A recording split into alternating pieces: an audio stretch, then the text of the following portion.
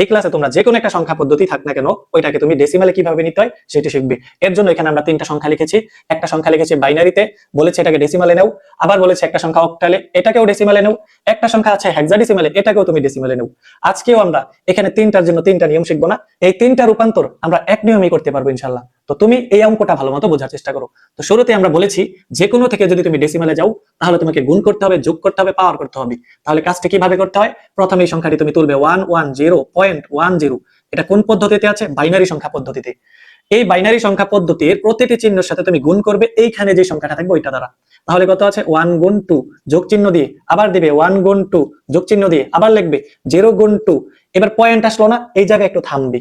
এই পয়েন্ট যখন আসবে তখন তুমি এই যে দুই গুণ করেছো না, এগুলোর উপরে পাওয়ার দেবে 0 1 2। ডান দিক থেকে 0 1 2 স্টার্ট করবে 0 দিয়ে।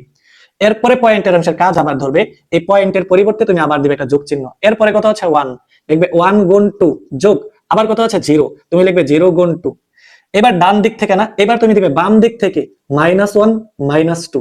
বাম থেকে ডান দিকে দিবে -1 -2। আশা করি সবাই এতটুকু বুঝতে পেরেছো। এই যে কাজটা আমরা করলাম না, এই কাজটাকে আমরা বলেছি গুণ যোগ পাওয়ার। এখন তুমি এটা ক্যালকুলেটর চেপে এই মানগুলো বের করে দিবে। তারপর আমরা করে দিচ্ছি 2 স্কয়ার। 2 স্কয়ার মানে 4, 4 দিয়ে যদি 1 কে গুণ করি 4 একে 4, 2 দিয়ে 1 কে গুণ করলে 2 একে 2, 0 দিয়ে আমরা দুনিয়ার যাকেই গুণ করি 0 হয়ে যাবে। 2 ইনভার্স 1, ক্যালকুলেটর চাপ দিবে 2 ইনভার্স 1। 2 ইনভার্স 1 দিলে ক্যালকুলেটর আসবে 0.5। এরপর যোগ, 0 দিয়ে আমরা যাকেই গুণ করি 0 হয়ে যাবে। এবার এই মানগুলো আমরা যোগ করব। 4 4 দিয়ে হয় 6, আর 0.5 যদি আমরা যোগ করি তাহলে আসবে 6.5। এই যে সংখ্যাটা আসলো না, এটা হয়ে গেল ডেসিমালি। আশা করি তোমরা এটা বুঝতে পেরেছো। এখন তোমরা বলো এই সংখ্যাটা আছে অক্টালে, এটাকেও যদি আমরা ডেসিমালে নেই কিভাবে নিব? ডেসিমালে যাওয়ার রুলস একটাই, গুণ যোগ পাওয়ার। এখন বলো তুমি এই সংখ্যাটা আবার তুলবে না? এই যে 56.23 সংখ্যাটা কোন পদ্ধতিতে আছে? অক্টাল সংখ্যা পদ্ধতিতে আছে। এবার তুমি কি করবে? তুমি দিবে, এতক্ষণ কিন্তু আমরা 2 গুণ করেছি, এবার কিন্তু আমাদের 8 গুণ করতে হবে। তো আমরা কিভাবে কাজটা করব? 5 × 8 যোগ 6 × 8। এই যে পয়েন্ট কিন্তু এসে গেল। পয়েন্ট যদি না থাকে তাহলে এতটুকুই কাজ, আর পয়েন্ট থাকলে পয়েন্টের পরের অংশ আমাদের করতে হবে। তো এখানে আমরা দিব 0, এরপরে কত? 1। পয়েন্টের পরিবর্তে আমরা দিব আবার একটা যোগ চিহ্ন। আবার পয়েন্টের পরে যে দুইটা চিহ্ন আছে ওইটাকেও আমরা আগের মতো কাজ করব। 2 × 8 যোগ 3 × 8। এরপরে এটা কিন্তু বাম দিকে, এটা কিন্তু বাম থেকে ডান দিকে করবে, -1 দিবে আর -2। -1 থেকে শুরু করে এভাবে যেতে থাকবে, -2 -3, যদি আরো থাকতো যেতাম। এবার তুমি এটা 5 এটা কত হয়? 40। এরপরে 8 টু দি পাওয়ার 0 মানে 1, বা 8 টু দি পাওয়ার 0 মানে 1। এই 6 দিয়ে 1 কে গুণ করলে 6 কে 6। আর এটা তুমি একটু ক্যালকুলেটরে ক্লিক করবে, আমার এখানে ক্যালকুলেটর নেই। তুমি ক্যালকুলেটর দিয়ে ক্লিক করে এই মানটি বের করবে, যোগ আবার এই মানটি তুমি বের করবে। বের করার পর এই সংখ্যাগুলো যোগ করে দিবে, এই সংখ্যার যোগফলটা হয়ে যাবে ডেসিমালে। সেম ভাবে এটা কিভাবে করবে আমরা তোমাকে বুঝিয়ে দিই। আমরা যদি প্রথমে সংখ্যাটা তুলি তাহলে হয় 15.2a।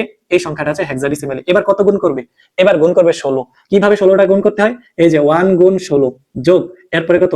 5 গুণ 16। ডান দিক থেকে উপরে দিবে 0 আর কত? 1। এরপর পয়েন্টের অংশ এসে গেল না, এই পয়েন্টের পরিবর্তে আবার দিবে প্লাস। এরপর নিচের অংশটি করবে 2 গুণ 16 যোগ a গুণ কত? 16। এইভাবে দিবি। দেওয়ার পর এখান থেকে বাম থেকে ডান দিকে, পয়েন্টের পরের অংশটা বাম থেকে ডান দিকে দিবে -1, এরপরে কি 2, এই মাইনাসের 2। এবার 16 একে কত হয়? 16 একে হয় 16। এরপরে 16 টু দি পাওয়ার 0 মানে 1, 5 দিয়ে 1 কে গুণ করলে 5 একে 5।